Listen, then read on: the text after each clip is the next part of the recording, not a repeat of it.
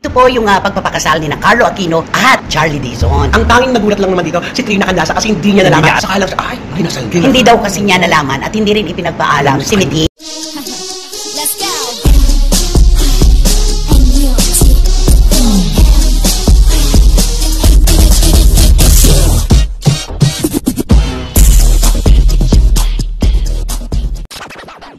Ito ay naganap na kamakailan. Pero syempre, yung mga bashing po sa kanila sa pag-iisang dibdib, buhay na buhay pa rin. Hindi natigil. Oo. Ito po yung pagpapakasal ni na Carlo Aquino at Charlie Dizon.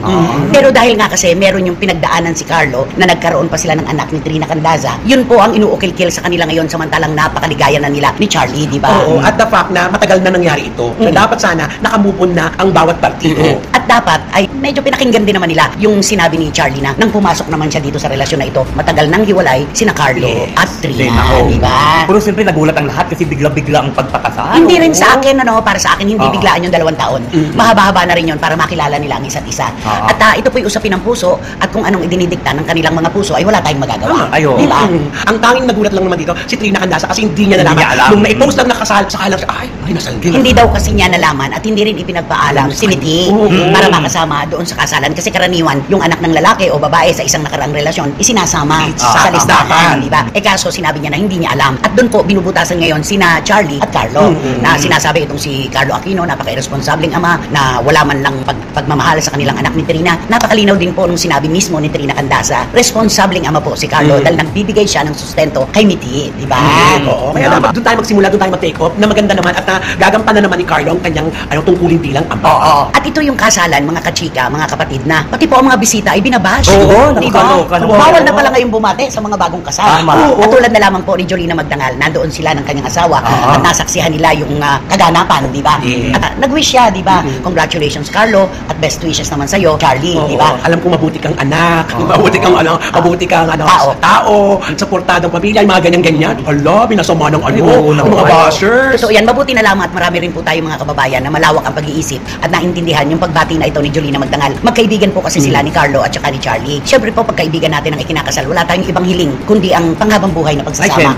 Kung sabi nga nila ay walang forever, sisikapin nila na magkaroon ng forever. Di ba? Kaya ang sabi nga nung ibang mga nakaunawa kay Jolina, hindi natin alam kung ano nangyari sa relasyon ni Carlo at ni Trina.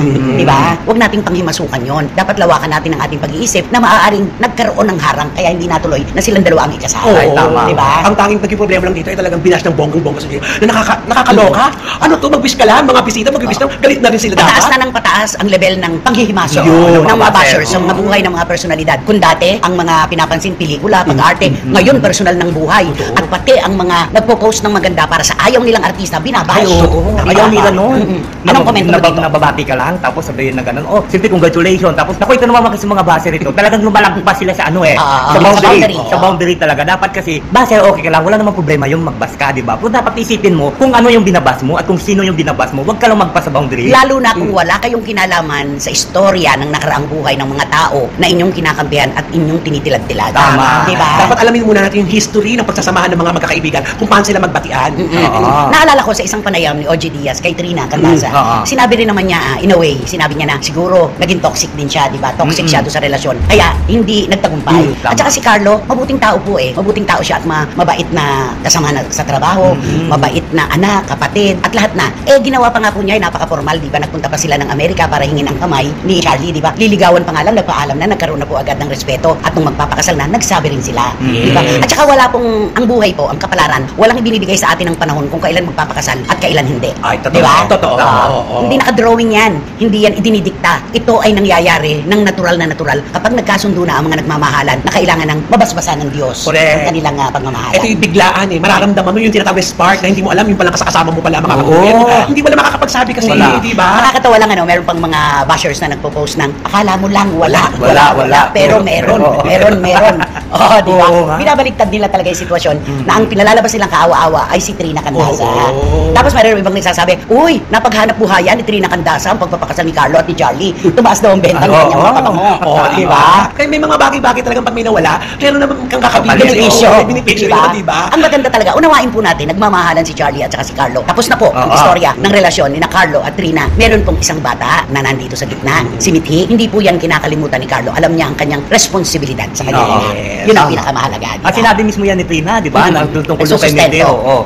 Magbibigay ng sustento. Pero pag hiniling niya ni Carlo na di siya sama dun sa kasal, ibibigay niya naman. Ipahihiram niya. Good morning mga kachika, isang mainit-init ngunit malaman na balita na naman ang pag-uusapan natin ngayon kung saan ay nakandasa naging bitter nga ba sa kasalan ni na Carlo Aquino at Charlie Dizon. Ito ang tanong ng marami sa ating mga kababayan matapos nga di umanong pumutok ang balitang ikinasal na si Carlo Aquino sa kasintahan nitong si Charlie Dizon. Pero bago tayo magpatuloy mga kachika, kung bago ka pa sa channel na to ay dapat lang na mag-subscribe ka na at pakiclick na din ang notification bell para mas maging updated ka pa lalo sa lahat pa ng nangyayari sa mundo ng showbiz. Subscribe na! At yun na nga mga kachika. Viral at trending ngayon sa mundo ng social media ang di umano'y balitang may nasabi daw di umano si Trina Candasa kay Carlo Aquino matapos itong isama ang kanilang anak sa kasal nito ni na Charlie Dizon. Ayon pa sa isang vlog ni Christopher Min ay baka nga daw nagalit ito dahil hindi man lang ipinaalam sa kanya ni Carlo Aquino na isasama niya ang kanilang anak sa kasal nito sa bagong asawa. Matatandaan kamakailan lamang naglabas ng saloobin si Charlie Dizon sa mundo ng social media kung saan ay ayon sa kanya ay hindi daw di umano niya maipaliwanag ang kanyang siyang nararamdaman matapos itong ikasal sa kanyang nobyo na si Carlo Aquino. Ayon pa sa naging official report na inilabas ng Enquirer.net sa kanilang official website and quoted, Charlie Dizon grateful for God's timing a week after wedding to Carlo Aquino. Charlie Dizon still on cloud 9 days after saying I do to Carlo Aquino at a private ceremony in Silang Cavite last June 9. Dizon April Matienzo in real life thanked her family, close friends, and loved ones for supporting her journey with Aquino as seen on her Instagram page on Saturday, June 15. The post showed more glimpses of the actor's wedding to Aquino where they celebrated the special day with their loved ones. It's been a week since our back-to-back weekend. First, I got my first Best Actress Award from one of my dream award-giving bodies, Gawad Urian. Congratulations po uli sa lahat ng kapwa ko nominado and of course sa team. Hashtag Third World Romance, she wrote. A day after I officially became Mrs. Aquino. Grabe ang timing. I have no words about that timing. Lord, I believe this is all you. She continued while recalling her wedding vow. Dizon said she is proud of herself